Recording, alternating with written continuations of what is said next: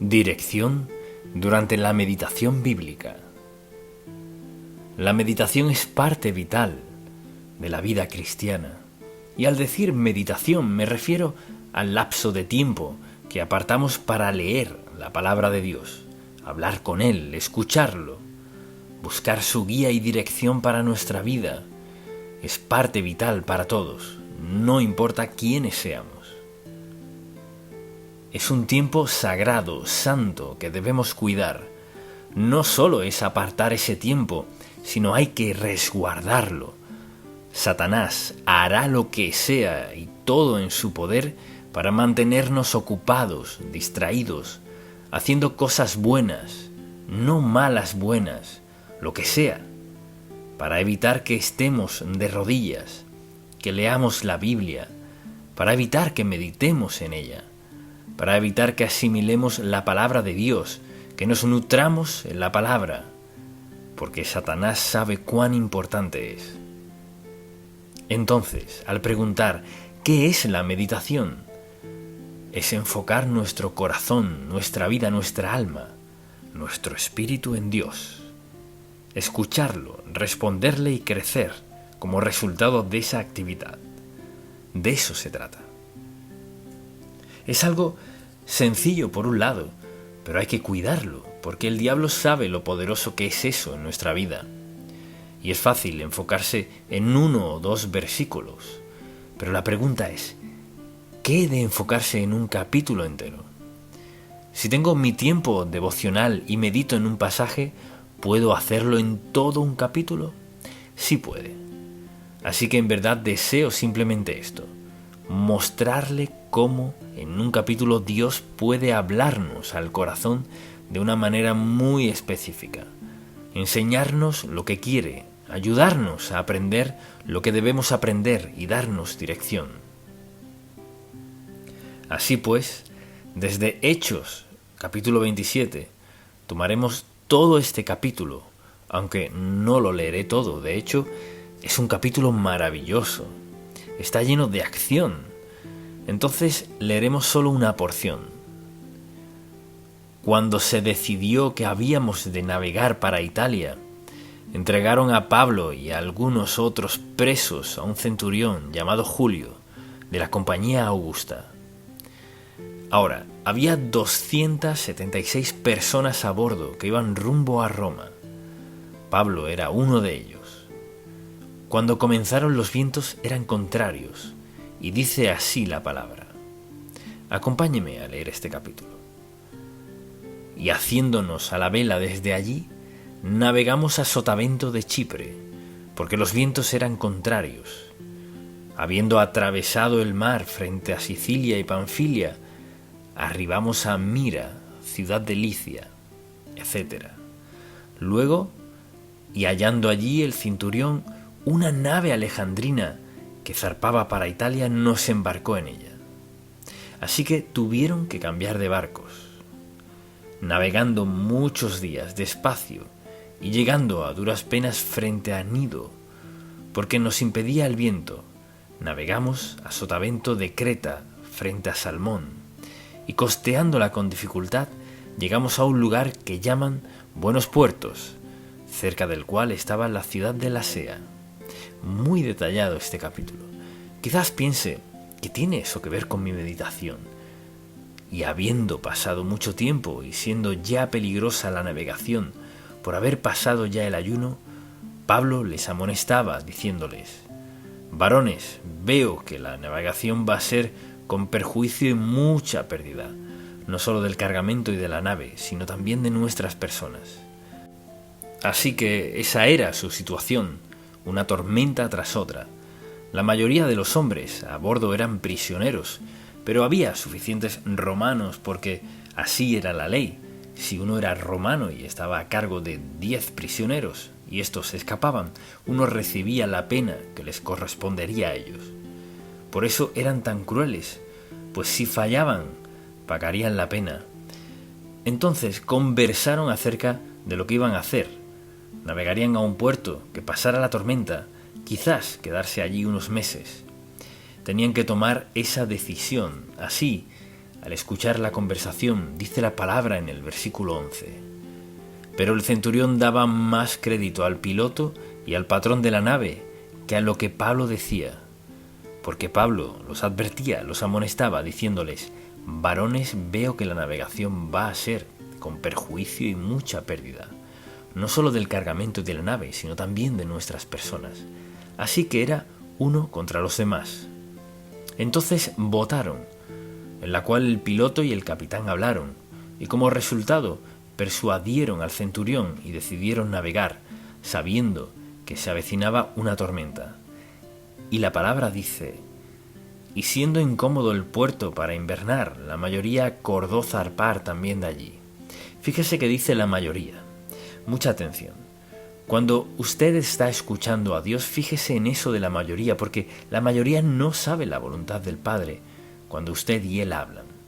La mayoría acordó zarpar también de allí, por si pudiesen arribar a Fenice.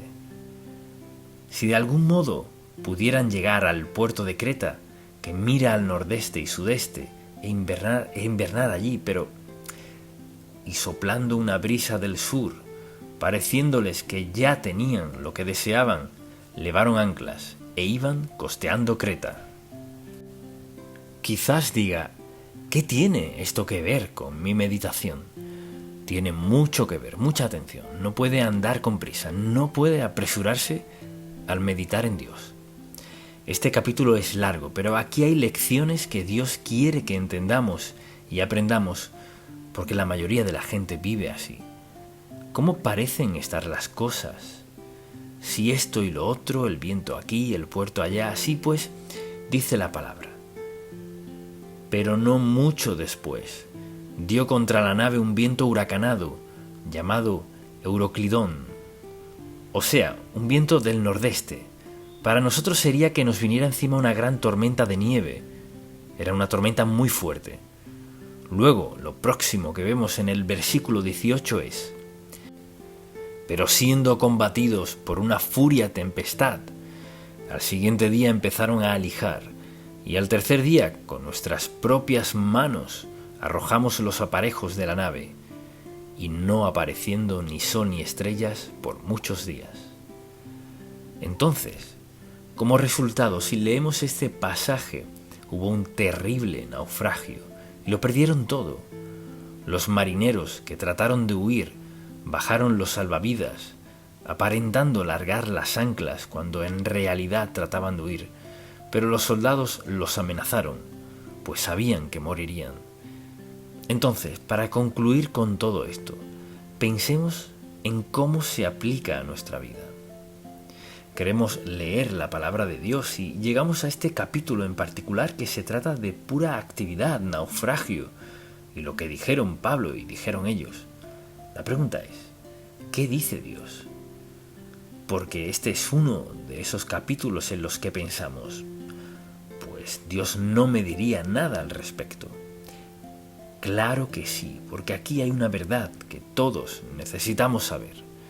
O sea, en cualquier situación en la que estemos, siempre es sabio meditar en el Señor. Dios mío, ¿qué quieres que haga? ¿Cómo quieres que reaccione? ¿Qué quieres que diga?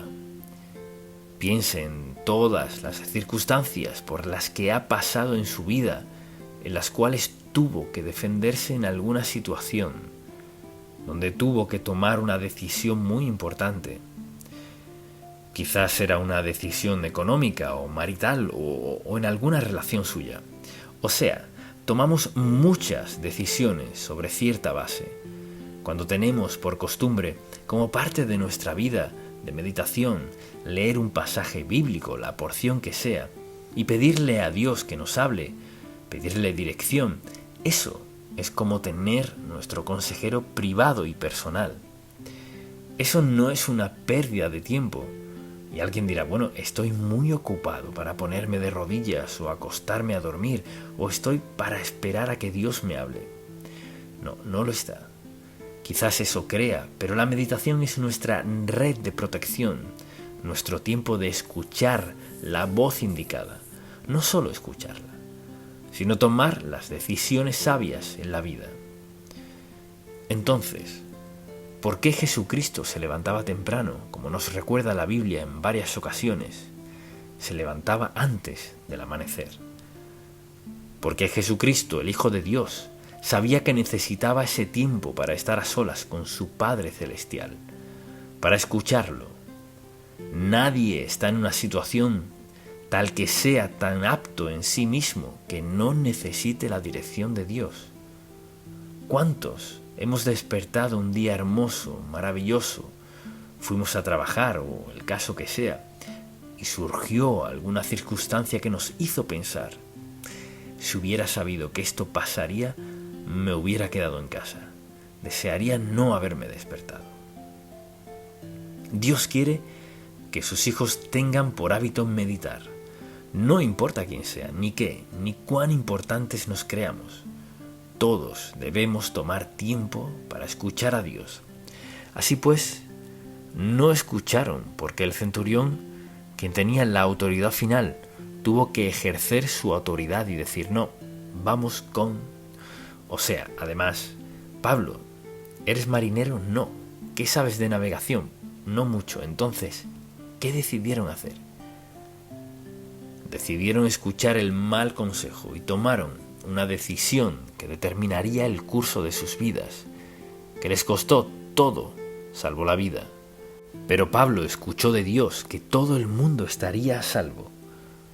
Todos sobrevivirían. Y en medio de esa tempestad nunca hubieran creído eso. Incluso quienes trataron de escapar no pudieron. Dios había decidido llevar al apóstol Pablo a Roma para ver al César. Así que ahí estaba esa tormenta en el mar y todo se empezó a destrozar. Fíjese al final lo que le pasó al barco: se encalló, chocaron contra un escollo, y a pesar de eso, la Biblia dice que todos llegaron sanos y salvos.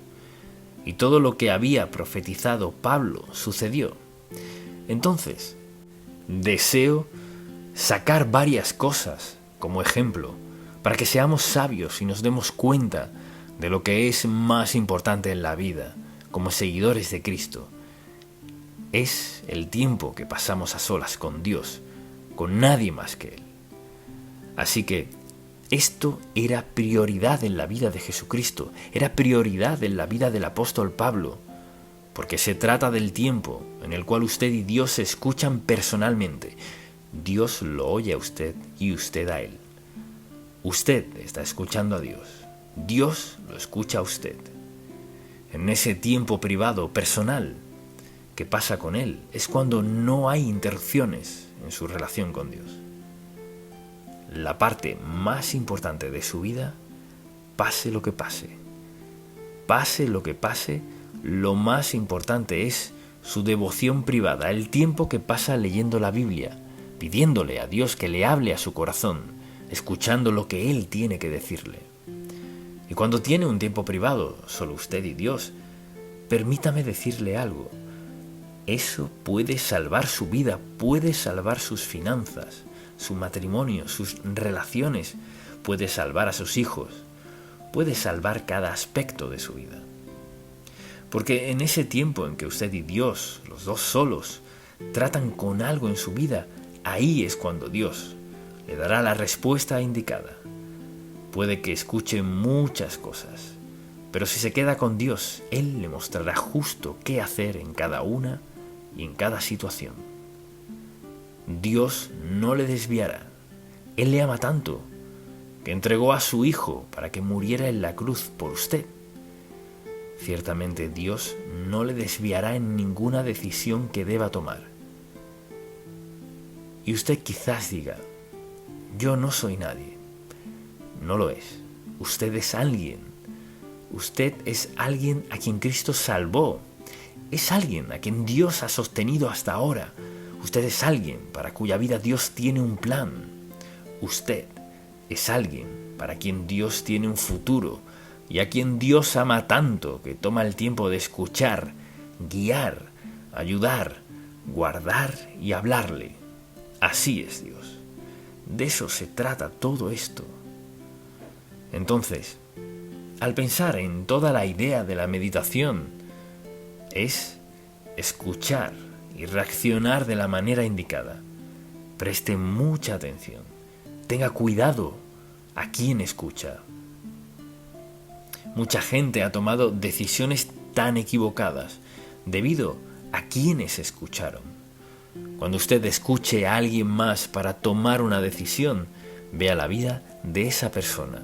No vea cuánto dinero tiene, con quién se casó, su casa, ni su auto. Escuche quién es esa persona, escuche lo que es. Observe su conducta, escuche a Dios Todopoderoso. Y esto nos dice Pablo.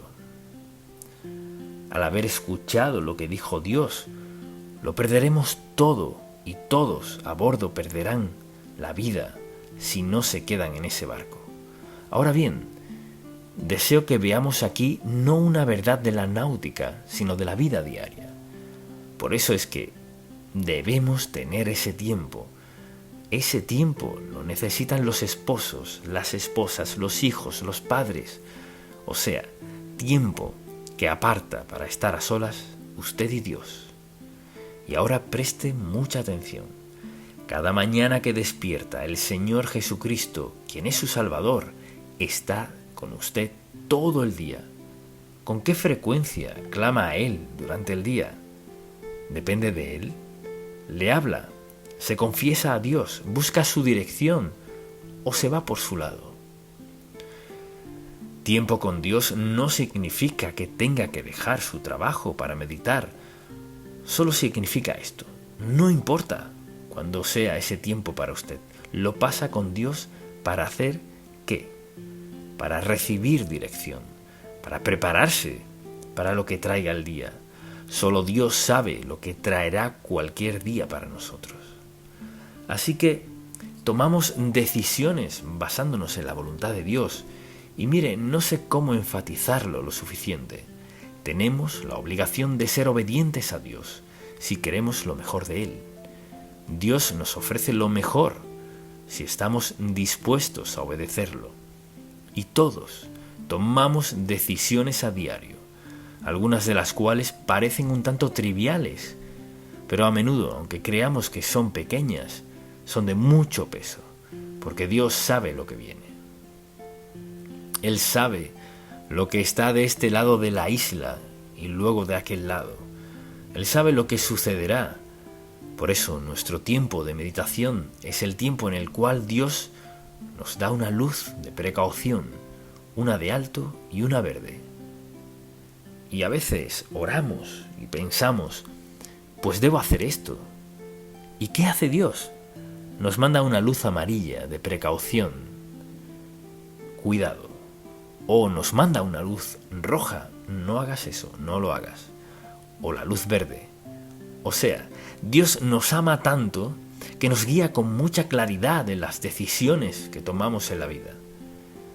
Entonces, al meditar en las Sagradas Escrituras, recuerde que Dios tiene algo que decirle a usted. ¿Significa que hablará muy claro siempre? No es así. A veces he leído pasajes y he dicho, Señor, ¿qué estás diciéndome? Y quizás no lo reciba mientras aún esté leyendo y orando, pero en mi corazón sé que Dios no me llevaría a leer un pasaje bíblico sin tener algo que decirme. Y si usted siente temor, vaya a los Salmos. Encontrará algo que le hable si tan solo escucha atento.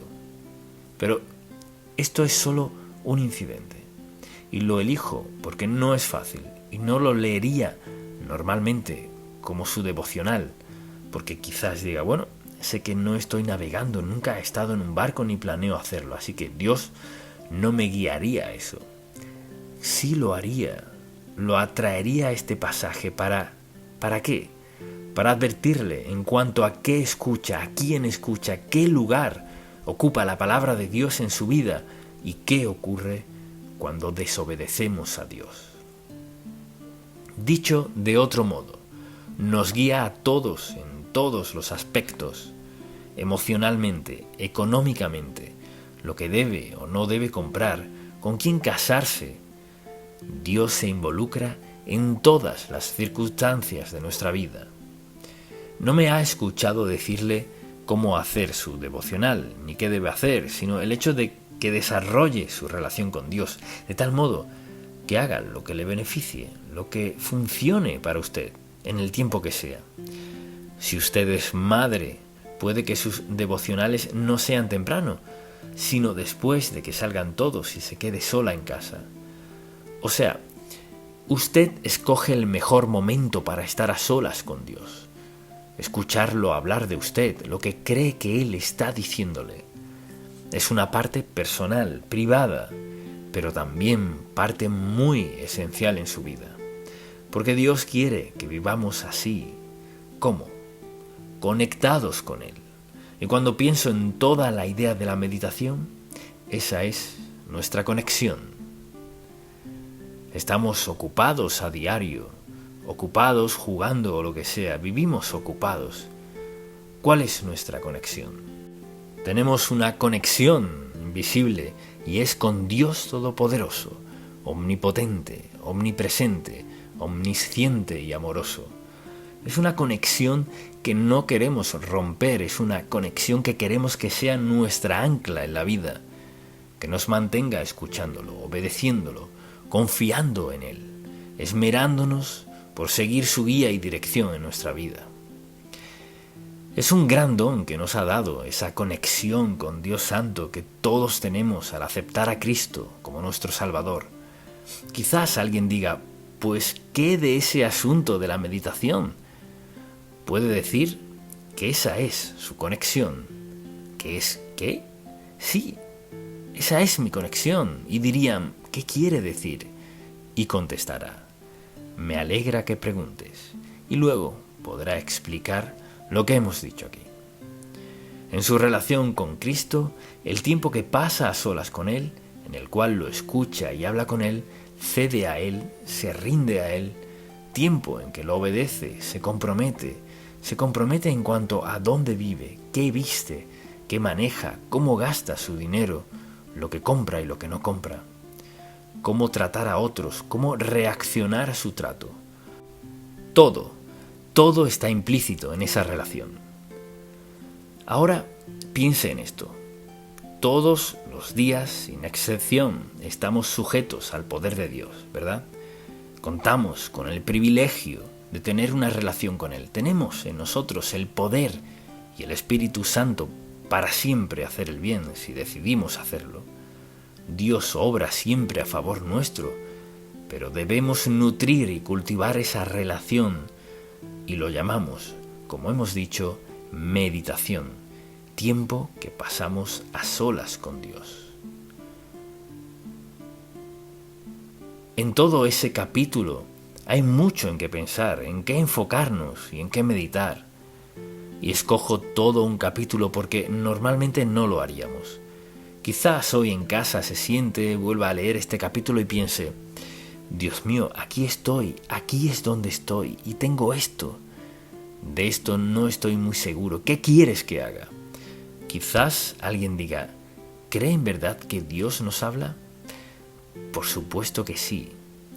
Preste mucha atención. Su devocional privado y personal, su tiempo íntimo de meditación, es lo más valioso y seguro que posee. Quizás alguien diga, ya soy muy viejo. No, no lo es, no lo está. O dirá, pues no llevo mucho tiempo en la fe. Lo necesita de urgencia. Todos lo necesitamos, sin excepción, a diario. No importa. ¿Cuántos sermones he predicado? Miles. Pero necesito tanto al Señor Jesucristo hoy como en el primer sermón que prediqué. Él nunca nos llena, que ya no necesitemos. Nos llena sin límites. Siempre fluye hacia nosotros si lo cuidamos.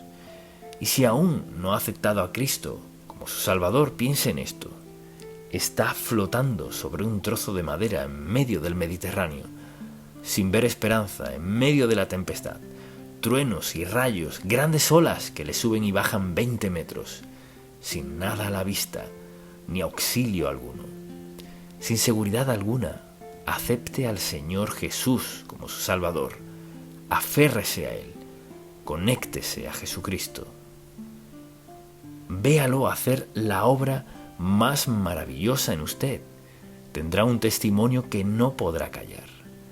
Cuando Dios comience a obrar en su vida.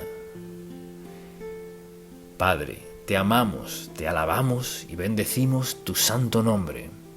Gracias por darnos este capítulo. Gracias por recordarnos que dependemos por completo de ti y por recordarnos que siempre, siempre estás disponible para escucharnos. Gracias por amarnos tanto que te involucras lo suficiente para contestar nuestras peticiones, darnos guía y sustentarnos personalmente. Te damos las gracias y alabamos. En el nombre de Jesús. Amén. El seguir a Cristo. Si yo le hiciera esta sencilla pregunta, ¿es usted seguidor de Cristo? ¿Cómo contestaría? ¿Es seguidor de Cristo? Bien, si le preguntara eso a algunas personas, dirían, ¿quiere decir que sí creo en Dios? No. Solo le pregunto si es seguidor de Cristo. O tal vez respondan, bueno, sé acerca de Él, pero esa no es la pregunta. Y a menudo dirían, pues sí, voy a la iglesia. Tampoco esa es la pregunta. O quizás digan, de vez en cuando asisto a la iglesia, sirvo en la comunión y participo. No. Le pregunté si es seguidor de Cristo. Bueno, doy a buenas causas. Esa no es la pregunta. Creo que soy buena persona. No pregunté eso. Trato de llevar una vida buena. No bebo ni le soy infiel a mi esposa. No le pregunté eso. O oro cuando siento la necesidad de hacerlo. No le pregunté. Le pregunté si es seguidor de Cristo. Es sorprendente cuántas personas tienen diferentes respuestas, como, pues sí, me considero una persona religiosa. Tampoco le pregunté eso. O bueno, mis padres eran muy religiosos. Tampoco eso le pregunté. Y la verdad es que todas esas respuestas, cualquiera o todas juntas, no equivaldrían a ser o no ser seguidor de Cristo. Mucha gente cree que si ciertas actividades son propias de su vida o ciertas experiencias, entonces eso lo hace seguidor de Cristo, eso lo hace cristiano. No siempre es así. Así que vayamos a Mateo, al capítulo 4, versículo 18. ¿Es usted seguidor de Cristo? Escuche lo que dice la Biblia, versículo 18 de Mateo 4. Andando Jesús junto al mar de Galilea, vio a dos hermanos, Simón, llamado Pedro, y Andrés, su hermano, que echaban la red en el mar, porque eran pescadores. Y les dijo, venid en pos de mí, y os haré pescadores de hombres. Entonces, ellos, dejando al instante las redes, le siguieron. ¿Y dónde encaja Cristo en su vida? Pensando en eso, consideré que el título de este mensaje era El seguir a Cristo. Entonces, lo que quisiera hacer en este mensaje es darles las actividades y las experiencias de un verdadero seguidor de Cristo, para que pueda decidir si lo es o no. Porque hay ciertas cosas que son esenciales para un seguidor de Jesucristo. Muchas personas creen serlo. Muchas no están seguras, muchas saben que no lo son y muchas, en verdad, son seguidores de Cristo. Así pues, el propósito de este mensaje es solo aclarar eso. Espero que tengan un lápiz, un bolígrafo y un papel. Y quisiera que escribieran esto porque cuando alguien le pregunte, ¿es seguidor de Cristo?, puede decir sí. En concreto, si sabe cómo decir que sí. Quisiera que examinara su corazón y se preguntara no si va a la iglesia, si ha sido bautizado o tomado la comunión, o ha hecho esto o lo otro, sino, ¿soy en verdad un verdadero seguidor de Cristo? Entonces, ¿cómo es un verdadero seguidor de Cristo? ¿Cómo suena? ¿Cuáles son las evidencias?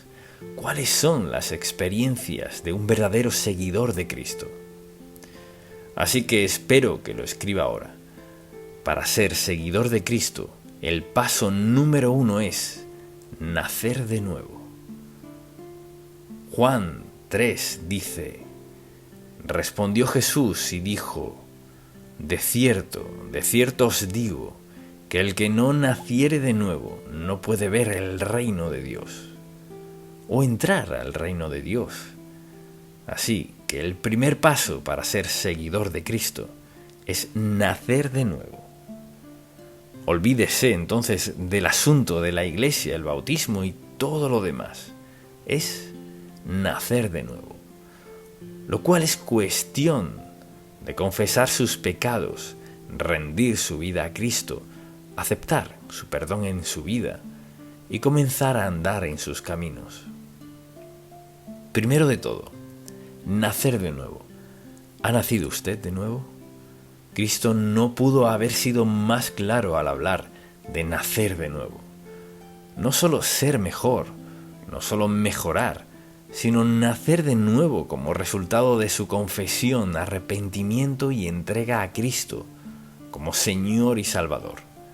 Paso número 1. ¿Lo anotó? Diga amén.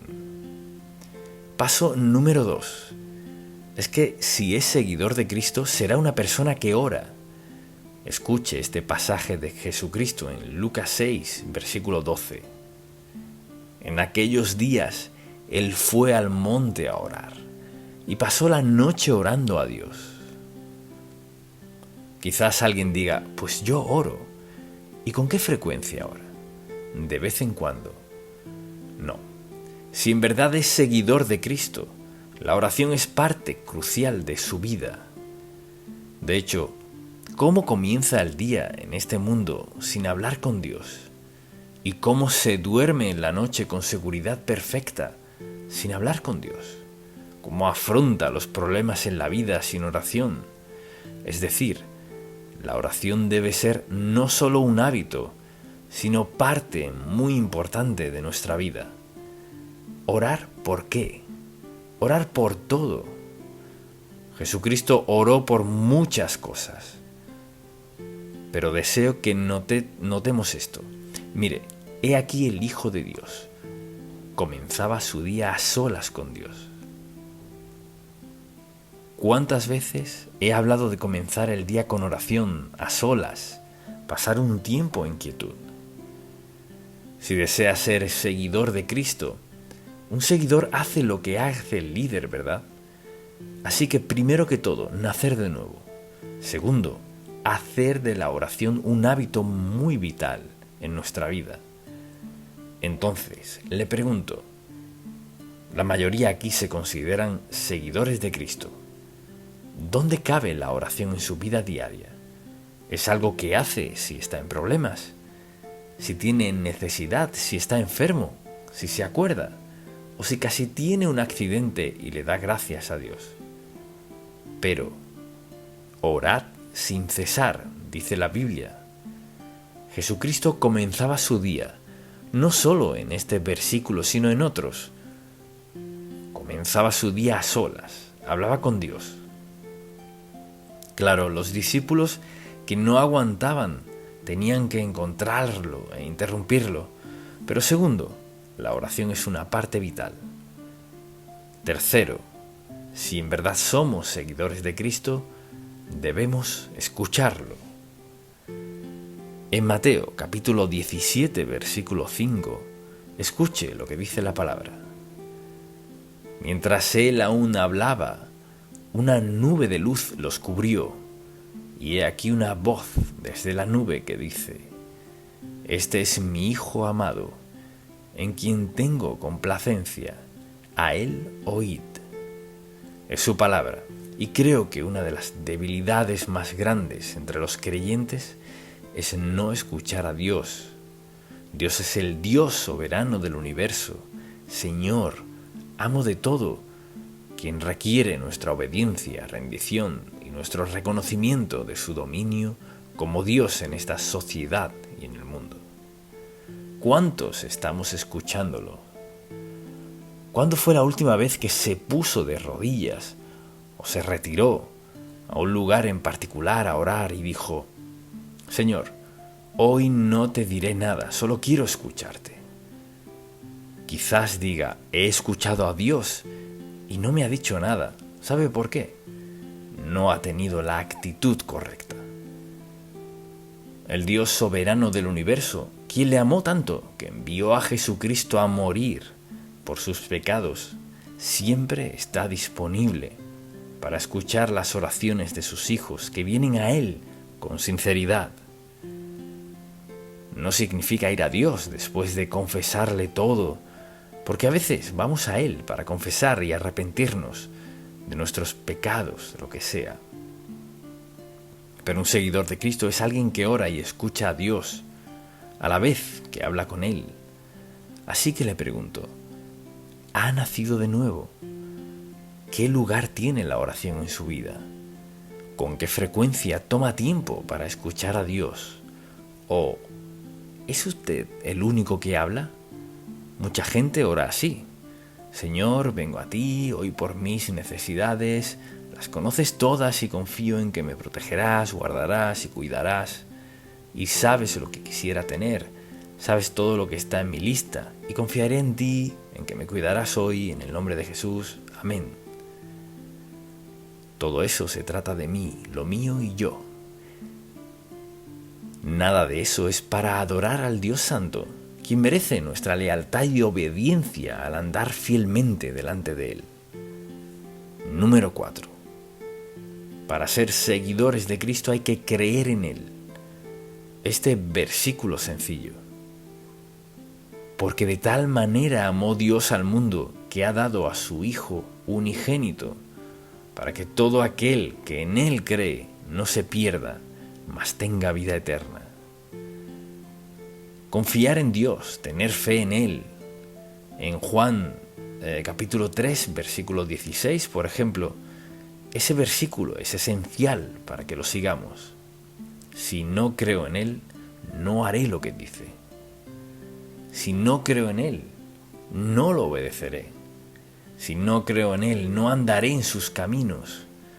Si no creo en Él, viviré enfocado en lo que quiero, cuando lo quiero, sea lo que sea. ¿Puede usted decir con sinceridad: vivo por fe? Confío a Dios mis necesidades, mis dificultades, mi dolor. Confío en Dios cuando enfrento una tentación. ¿Qué parte tiene la fe en mi diario andar, en mi vida práctica? Entonces, número 5. Si somos seguidores de Cristo debemos obedecerlo. Lo obedeceremos. Juan capítulo 8, versículo 12 dice: Yo soy la luz del mundo. El que me sigue no andará en tinieblas, sino que tendrá la luz de la vida. O sea, el que me sigue, el que me obedece. Si en verdad soy seguidor de Cristo, la obediencia es fundamental. Además, es el deseo de mi corazón. Si entiendo quién es Jesucristo, sería un tonto si no lo obedeciera. La Biblia dice: porque la paga del pecado es... ¿Qué? Sonó muy débil. Porque la paga del pecado es... ¿qué? Muerte, correcto. ¿Por qué querría pecar contra Dios si sé que al final habrá muerte? No solo muerte física. Podría ser muerte a mi facultad de amar a alguien. Podría ser muerte a la oportunidad de que Dios bendiga mis ingresos por haberlo desobedecido con ellos. Y así podríamos seguir con la lista. Por lo tanto, la obediencia es esencial para ser seguidores de Cristo. Quizás alguien diga: ¿por qué dedica tanto tiempo a esto? Permítame preguntarle: ¿por qué dedico la mayoría de esas primeras horas y días en la vida de sus hijos diciéndoles: debes hacer esto, quiero que crezcas y seas? ¿Qué les enseñaba a sus hijos? ¿A hacer qué? A obedecerle, porque quería que crecieran y fueran lo mejor posible. Si sigue a Cristo, lo obedecerá. Si no lo obedece, le agradecerá por darle suficientes penas, problemas y pruebas para corregir la distracción en su vida. La obediencia a Dios es fundamental. Y a la gente no le gusta hablar de obedecer a Dios, quieren hablar de cuán bueno es Dios. Pues claro que Dios es bueno. Y sabe una de las razones por las que es bueno, porque nos enseña a obedecerlo a Él, quien es la fuente de todo lo bueno en nuestra senda. Ahora, espero que esté escribiendo estas cosas y espero que antes de acostarse esta noche las examine. De hecho, sería buena idea tener esta lista junto a su cama para que diga: bien, Señor, sé que soy tu seguidor, sé que he nacido de nuevo, estoy orando, estoy escuchándote. O sea, examínese. Un verdadero seguidor de Jesucristo hará cada una de estas cosas. Hasta ahora tenemos razón, ¿cierto? Amén. Sonó muy débil, pero ya se despertarán. Debemos obedecerlo y asimismo debemos amarlo. Si vamos a seguir a Cristo, lo amaremos. Escuche Marcos capítulo 12, versículo 30. Y amarás al Señor tu Dios con todo tu corazón, y con toda tu alma, y con toda tu mente, y con todas tus fuerzas. Vea esto. Amarás al Señor tu Dios con todo tu corazón. Uno no dividido, mitad en el mundo y mitad con Dios, con todo tu corazón y con toda tu alma. O sea, con todo tu ser, con toda tu personalidad. Y Él dice, con toda tu mente. O sea, mucha atención. Si amo a Dios con toda mi mente, tendré cuidado con lo que pongo en mi mente, con lo que pienso, en quién pienso y la clase de pensamientos que tengo. Si en verdad soy seguidor de Cristo y lo amo con todo mi corazón, alma y mente, tendré mucho cuidado con lo que pongo en mi mente. Mire, no puede amar a Dios con todo su corazón y sentarse a ver en la televisión algo que dañe por completo su mente, rete su sentido de obediencia, desafíe el sentido de pureza en su corazón. No, si en verdad lo ama. Y llegamos a este tema de amarlo. Ese amor influirá en lo que pienso, mi forma de pensar, a dónde voy, lo que digo, lo que hago. Amar cubre cada aspecto de nuestra vida. Así que pienso en la gente que dice, claro que sí, soy creyente, soy seguidor de Cristo. Sin embargo, ni siquiera han pensado en cómo sus actividades señalan si son o no creyentes. Asimismo, compartirlo, o sea, hablarle a alguien más acerca de él. Escuche lo que dijo en Mateo capítulo 28, versículo 19. Se sabe estos versículos.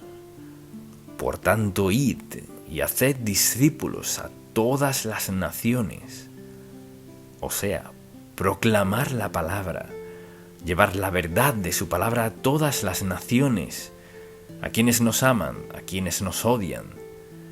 Pienso en cómo ese versículo se lleva a cabo hoy en el mundo entero. Hay gente que arriesga su vida 24 horas al día para llevar la verdad sencilla del Evangelio a la gente a su alrededor. Jesucristo envió a sus discípulos a un mundo de odio, enemistad, amargura y muerte. Pero es nuestra responsabilidad proclamar su palabra. Eso significa que debo hablarle a alguien, pero le pregunto, ¿cuándo fue la última vez que de forma intencional y deliberada escogió a alguien que usted sabía que en verdad necesitaba conocer al Señor Jesús, que necesitaba ser salvo? ¿Cuándo fue la última vez que les dijo algo? Tal vez solo algo breve o alguna invitación, lo que sea, para llevarlos a donde puedan ser salvos y comenzar a seguir a Cristo. Él les dijo eso a sus discípulos, pero su intención era que todos lo hiciéramos, ir por todo el mundo y predicar el Evangelio, sí, pero debemos decirles cómo, uno por uno. No tenían televisión, ni radio, ni micrófonos, ni nada. Pero transformaron el mundo de aquel entonces. Hoy tenemos el privilegio de llegar a cada rincón de la tierra donde vivimos. Tenemos la facultad y la capacidad de llevarlo. Pero la verdad es esta: no estoy seguro de cuán genuino sea yo si no estuviera interesado en alguien. Una cosa es decir todo el mundo, pero ¿qué de alguien? Todo el mundo conoce a alguien a quien decirle algo, al menos despertar su atención respecto a su relación con Dios. Eso es un verdadero seguidor de Cristo.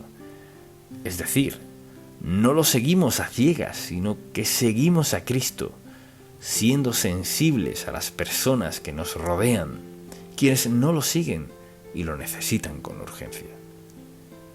Todos conocemos a alguien hoy que necesita a Cristo en su vida.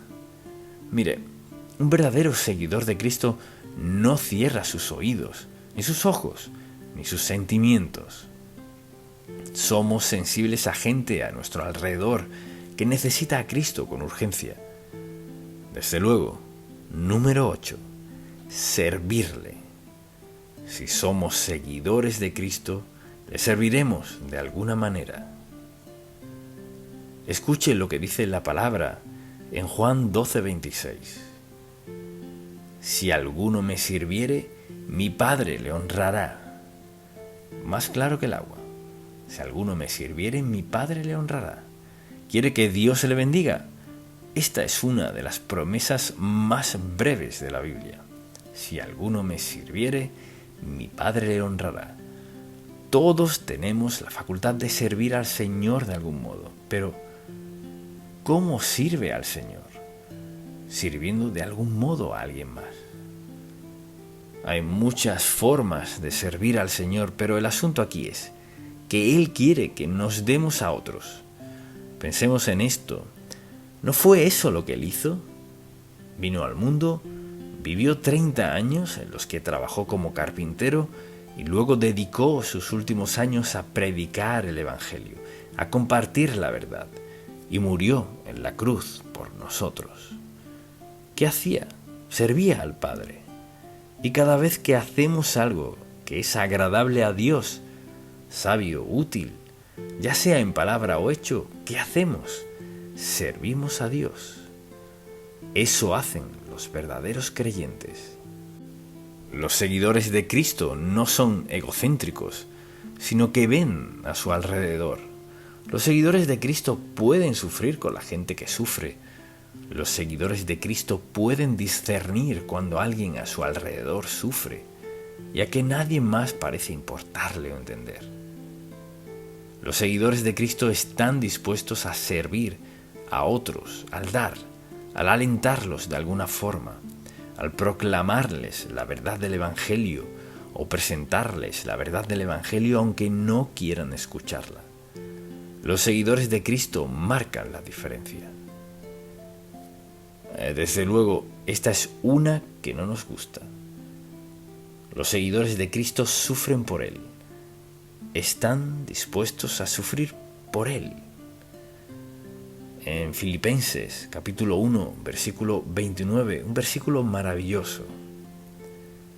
Porque a vosotros os es concedido a causa de Cristo, no solo que creáis en Él, sino también que padezcáis por Él. Quizás diga, bueno, no sé por qué tengo que sufrir para ser cristiano. Tal vez nunca tenga que sufrir para ser cristiano, pero si quiere seguir a Cristo, es probable que sufra de algún modo. Quizás piense, bueno, los pastores no sufren. No se ha puesto en nuestros zapatos. Así pues, si sigue a Jesucristo, sufrirá. Presta atención. Sufrirá el rechazo de algunos. Tal vez sufra con su situación económica o sufra por su empleo. Puede que sufra en sus relaciones. Si es un verdadero seguidor de Cristo, hay gente que no le querrá en su círculo. ¿Sabe por qué no lo quieren? Porque los hace sentir incómodos. Porque su personalidad tiene algo que no encaja con ellos. Aman el mundo usted no. No bebe lo que beben, ni va a donde van, ni viste lo que visten. Así que hay algo en usted que no les cuadra. Pero la Biblia dice que debemos sufrir por Él. O sea, debemos estar donde necesitamos estar, seamos aceptados o no. Debemos hacer lo que tengamos que hacer, les guste o no. Hay que compartir el Evangelio, sea aceptado o rechazado. Verdaderos seguidores de Cristo. Ahora, si lo ha escrito, que espero que sí, póngalos en su casa junto a su cama y esta noche, antes de dormirse, véalos. No tiene que decir todo lo que he dicho, solo nacer de nuevo, orar, escuchar, creer, obedecer y amar. Fíjese, cuando justo antes de dormir repasa algo así, se duerme con eso en mente. Eso es lo último en lo que piensa. Toda la noche su mente programa esa verdad en su razonamiento. Y cuando se despierta en la mañana, si repasó todos esos y dijo, Señor, quiero ser seguidor de Cristo hoy, gracias porque he nacido de nuevo, y repasa toda la lista, no le tomará mucho en aprendérselos de memoria, ¿verdad? Porque su mente se ha programado para pensar como Dios quiere que piense. ¿Y qué sucede? Dios transforma nuestra vida sin siquiera darnos cuenta de lo que sucede. Y esa es mi oración por usted. Hoy está aquí. Quizás esté de visita o tal vez lleve varios domingos asistiendo, pero no ha nacido de nuevo, no ha aceptado a Cristo como su Salvador, ni le ha rendido su vida. Ese es el primer paso y le animo, porque mire, lo demás no cuenta. Olvídese de los demás hasta que dé el primer paso, porque todos los demás tienen de base el primero. Si está dispuesto a pedirle al Señor Jesús que perdone sus pecados y rinde su vida hoy a Él, y quiere edificar sobre este fundamento que es su fe en Cristo, Él está dispuesto a perdonar sus pecados y a comenzar hoy mismo con usted, dándole la vida más maravillosa que podría imaginarse. Amén. Amén.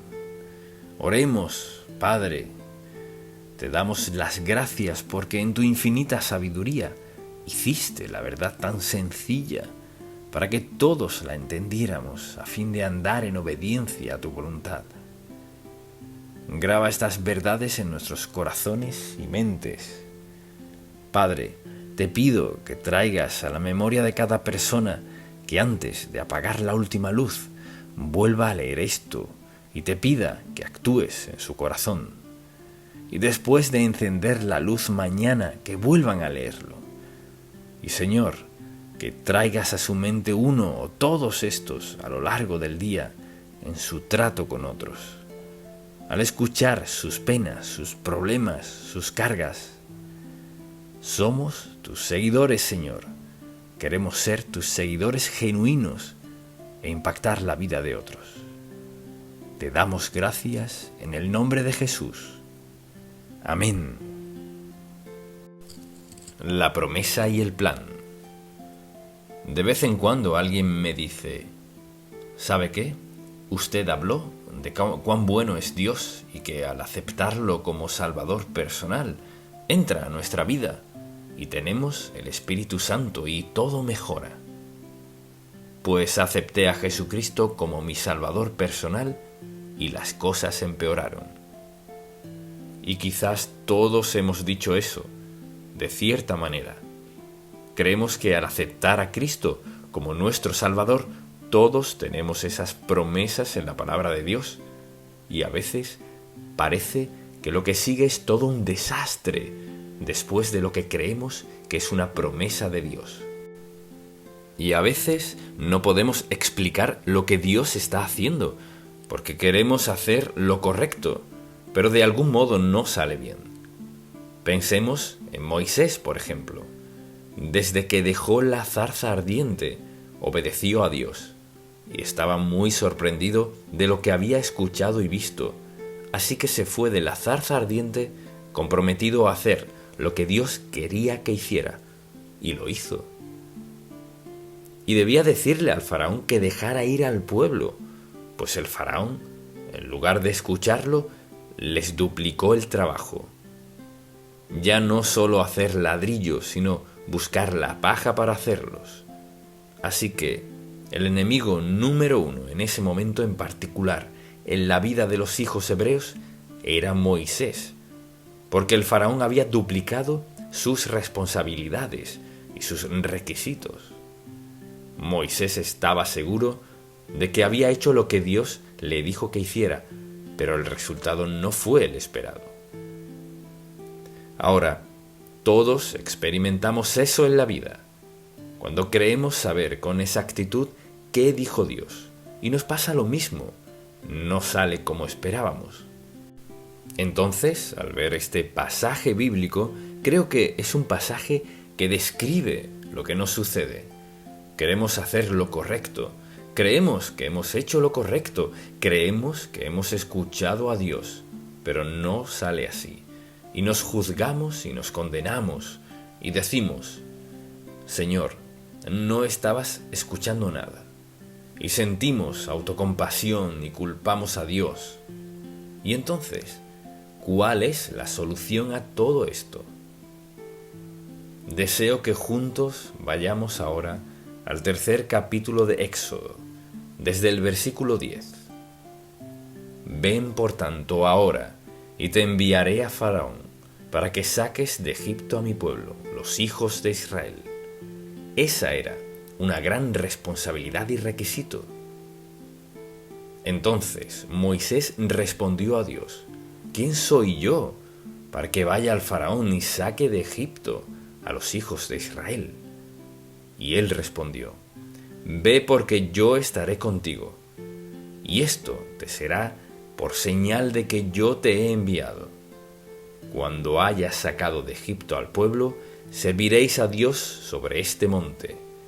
Dijo Moisés a Dios: he aquí que llego yo a los hijos de Israel, y les digo: el Dios de vuestros padres me ha enviado a vosotros. Si ellos me preguntaren: ¿cuál es su nombre?, ¿qué les responderé? Y respondió Dios a Moisés: yo soy el que soy. Y dijo: así dirás a los hijos de Israel: yo soy, me envió a vosotros. Notemos esto, y deseo que escriba estas declaraciones. Cuando vengan los problemas, debemos recordar sus promesas, y esas promesas son vitales como parte de nuestras creencias. Vayamos ahora a Hebreos, por ejemplo, y veamos un par de versículos allí. En el capítulo 10, versículo 23, la Biblia dice: mantengamos firmes, sin fluctuar, la profesión de nuestra esperanza, porque fiel es el que prometió. Y luego, el versículo 36 dice: porque os es necesaria la paciencia, para que habiendo hecho la voluntad de Dios, obtengáis la promesa. Creo que quizás todos teníamos la idea, al aceptar a Cristo: la vida está a punto de mejorar para mí, y la mayoría de las veces es así, y quizás de algún modo es así, pero a menudo no de la manera esperada. Gente que ha vivido en pecado y desobediencia a Dios solo por haber aceptado a Cristo como su Salvador. Mucha atención, no significa que Él haya borrado todas las consecuencias. Sí significa que su nombre está en el libro de la vida del Cordero, que sus pecados han sido perdonados. Sí quiere decir que tiene una nueva vida, pero todas las consecuencias no desaparecen solo por pedirle a Cristo que nos salve. Entonces, cuando vengan los problemas, debemos recordar sus promesas. En segundo lugar, Dios le dijo, por ejemplo, en el capítulo 6, versículo 1, Él dice: esto puedes esperar, el faraón sacará a los hebreos de Egipto. Y justo eso es lo que Moisés quería oír, Y esta es una promesa de Dios, los sacará. Y luego dice, endureceré el corazón del faraón.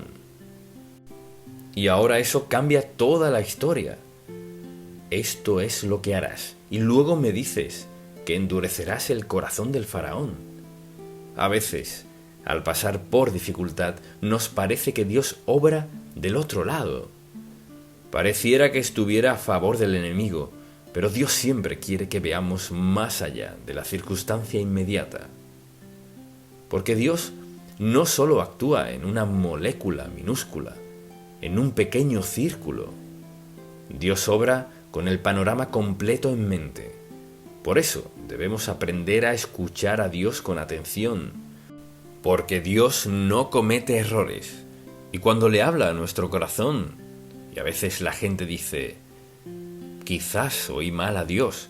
No, no lo escuchó mal, sino que malinterpretó lo que Dios le dijo. Dios no dijo, haré todo fácil para los hebreos, no, sino que dijo, los voy a liberar, y lo haré endureciendo el corazón del faraón. Bien, ya usted se sabe la historia. Endurecer el corazón del faraón hizo estragos en el pueblo hebreo. A veces, cuando Dios nos hace una promesa, escuche bien, no nos da los detalles. ¿Y por qué no? Pues tendría que preguntárselo a Dios. Puede cuestionarlo si quiere, pero escuche, Dios sabe cuál es su propósito y su meta siempre es por nuestro bien. Su propósito siempre es hacer algo en nuestra vida que traiga bondad y gozo a nuestros corazones, pero a veces trae dificultad, dolor y sufrimiento. No hay promesa en la palabra de Dios que nos garantice una vida sin sufrimiento, pena, dolor. Entonces debemos recordar con quién estamos tratando, con Dios, quien nos ama incondicionalmente, nos salva de nuestro pecado, no nos desamparará y contesta nuestras oraciones, pero no promete salvarnos de todo sufrimiento, pesar ni incluso de la muerte. Entonces, al ver todo esto, la promesa de Dios a Moisés fue maravillosa, pero no le dijo, será fácil, será un éxodo maravilloso, todo saldrá a las 1000 maravillas. Moisés estará sentado en la cima del mundo. No, nada de eso. Entonces, lo tercero que deseo que notemos es esto. Dios está obrando para lograr su propósito aun cuando ni siquiera lo veamos, cuando no lo entendamos. Y en Éxodo, el capítulo 7, versículo 5 dice, y sabrán los egipcios que yo soy Jehová, cuando extienda mi mano sobre Egipto y saque a los hijos de Israel de en medio de ellos. Y dice, pasará esto, no te daré todos los detalles, pero recuerda que yo soy Jehová, cuando extienda mi mano sobre Egipto y saque a los hijos de Israel de en medio de ellos. E hizo Moisés y Aarón como Jehová les mandó. Así lo hicieron. Era Moisés de edad de 80 años. Así que Dios le aseguraba lo que iba a suceder, pero no le dio todos los detalles. Y diré, haré esto. Y a veces vemos la evidencia de Dios en acción y no siempre entendemos cómo lo hace. Dios hace una promesa y usted dirá, bueno, ¿y siempre cumple Dios su promesa? Sí, pero ¿nos da siempre los detalles? No. Porque es así como crecemos en nuestra fe, creyéndole, confiando en Él cuando no entendemos. En ninguna parte Dios promete que entenderemos. Promete cumplir su palabra. Promete que estará con nosotros. Promete suplir nuestra necesidad, pero no que siempre entendamos. A veces vemos la evidencia de Dios obrando en nuestra vida, otras veces no podemos verlo. O sea, Moisés no podía prever lo que Dios tenía en mente. Y cuando Dios le dijo, te usaré para liberarlos, y luego ve lo que pasa, es normal que lo cuestione. Señor, dijiste esto, pero debemos recordar que Dios no siempre da detalles. ¿Escuchó eso? Bueno, unos cuantos de vosotros sí. Dios no siempre nos da detalles, pues así nos damos cuenta de si confiamos o no en Él. Por lo general, cuando Dios habla de algo bueno que hará, lo que hacemos es que nuestra mente salta de hoy a lo bueno. Así que no nos gusta pensar en cuál es la diferencia entre la promesa de hoy y lo bueno de mañana. Puede pasar mucho en ese lapso de tiempo. Y lo que sucede aquí es que tomó la muerte del hijo del faraón para convencerlo de que dejara ir al pueblo. Pero justo eso fue lo que planeó Dios. Él sabía lo que tendría que suceder antes de que el faraón dejara ir al pueblo. Así que piense en todas las plagas y demás, de lo que hablaremos luego. Pero Dios está obrando para lograr su propósito, pero no siempre de las maneras que esperamos. Entonces, lo cuarto que deseo que apunte en todo esto es que debo confiar en que Dios cumplirá su promesa. Nuestra responsabilidad no es entenderlo todo, sino confiar en que Dios cumplirá su promesa. Ese es un requisito. Fíate de Jehová de todo corazón y no te apoyes en tu propia prudencia. Reconócelo en todos tus caminos y Él enderezará tus veredas. Así que, mientras más difíciles sean nuestras circunstancias, más grande será nuestra lucha. Y en algunas luchas que enfrentamos, lo único que tenemos es su palabra, la palabra viva de Dios, la Biblia. Y lo que Dios le dijo a Moisés y lo que tenemos hoy en las Sagradas Escrituras es lo mismo. Es el mismo Dios que le dio esta promesa a Moisés, quien nos hace promesas a nosotros. Entonces, ¿qué tenía Moisés? Mucha atención. Lo único que tenía era esto: estaré contigo, estaré contigo.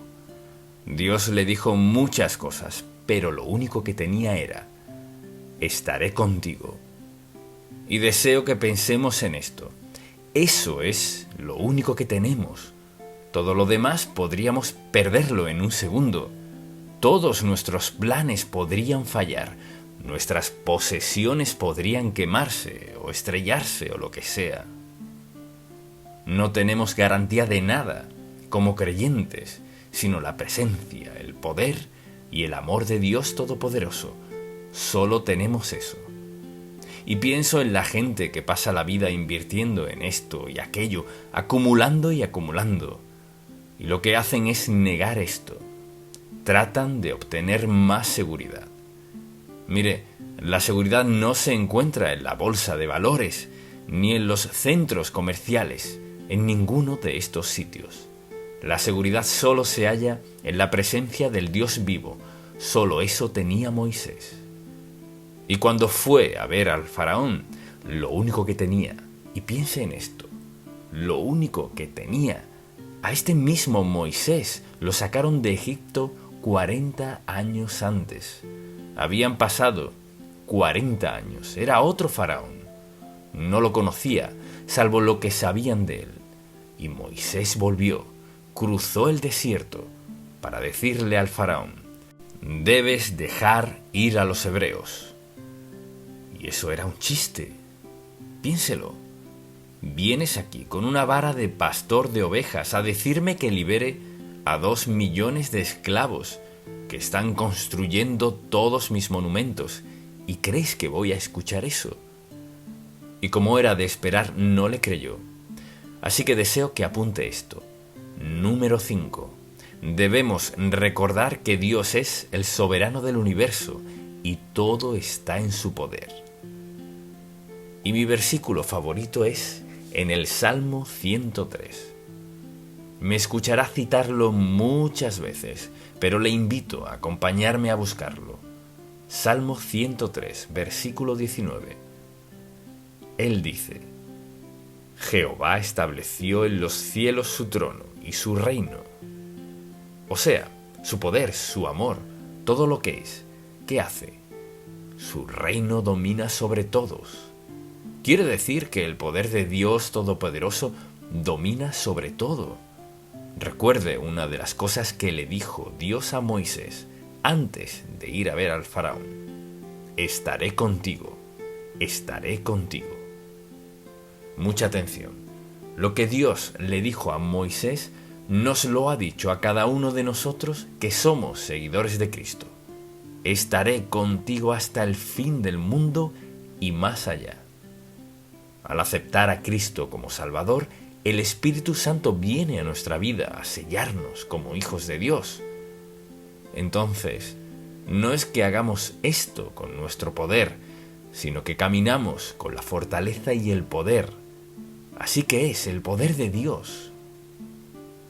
Entonces, lo que sea que le pidamos, lo que necesitemos en la vida, Él es el Dios soberano del universo. O sea, que es capaz y poderoso para hacer lo que se necesite hacer en nuestra vida. Ahora, mucha atención. Piense en esto por un momento.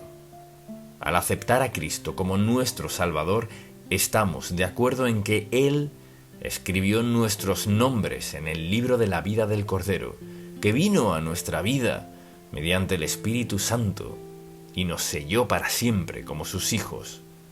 No podemos perdernos, sellados para siempre. Él vive en y mediante cada uno de nosotros.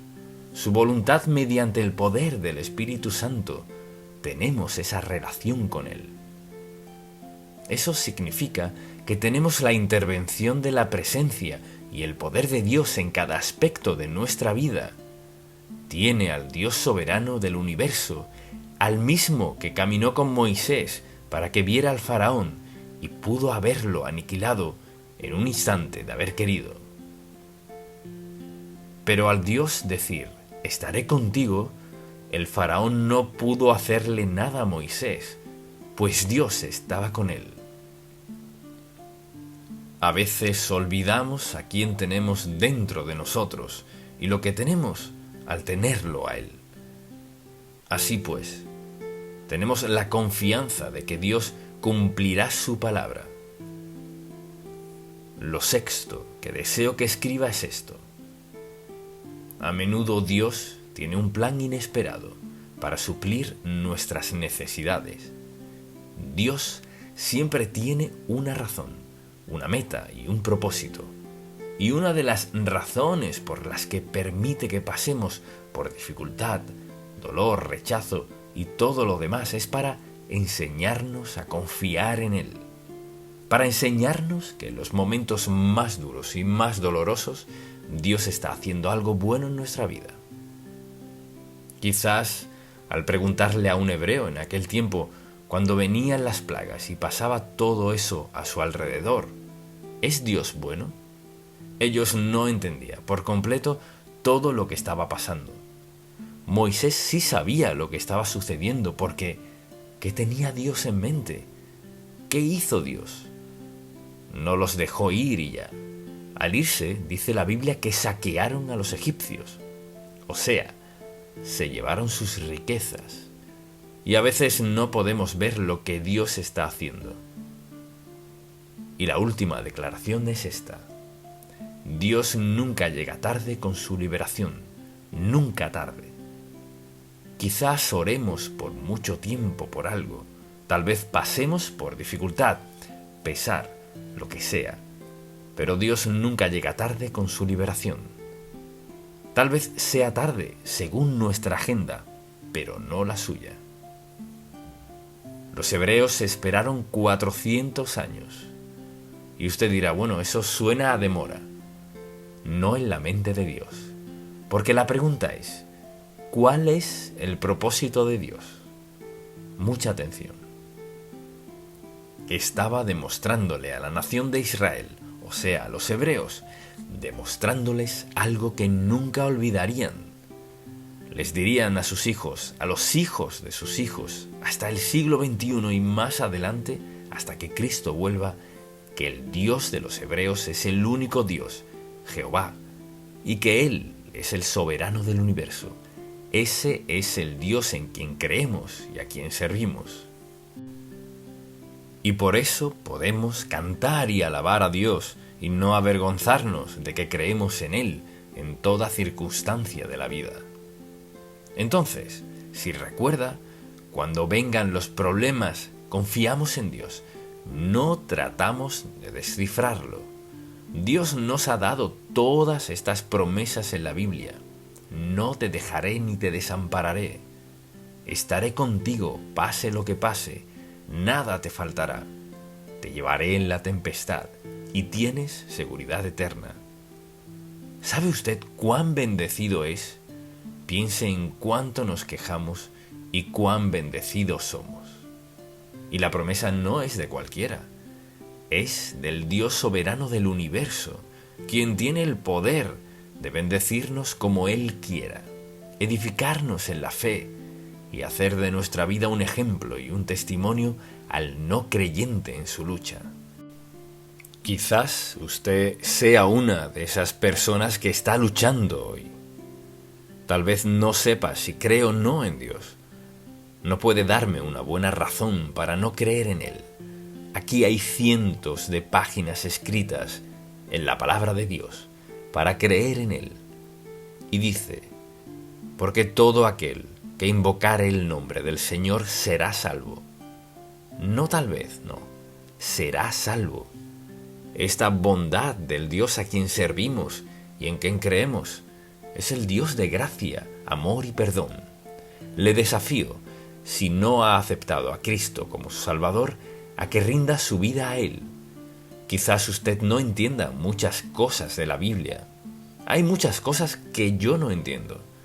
Tal vez no lo hubiera hecho de esta manera u otra, pero es a la manera de Dios, que es perfecta, porque Dios sabía lo que buscaba. Él perdonará su pecado si se lo pide, no porque usted vaya a ser mejor, ni por las promesas que le haga, sino porque el Hijo de Dios murió en la cruz, dio su sangre y salva a todo aquel que clama a Él.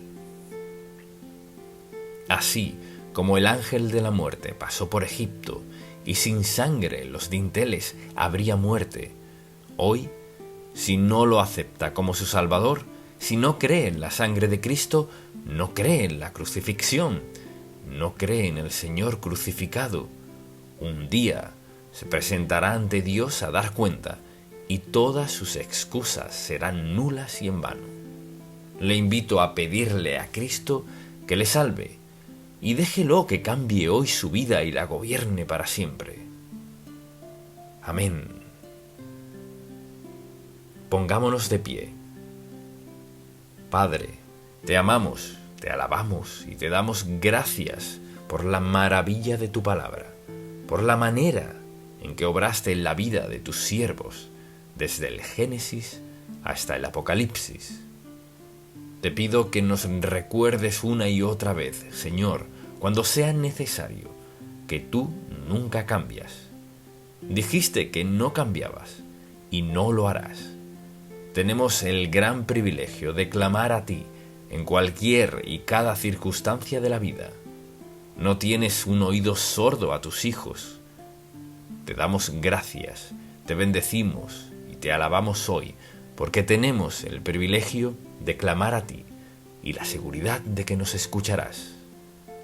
En el nombre de Jesús. Amén.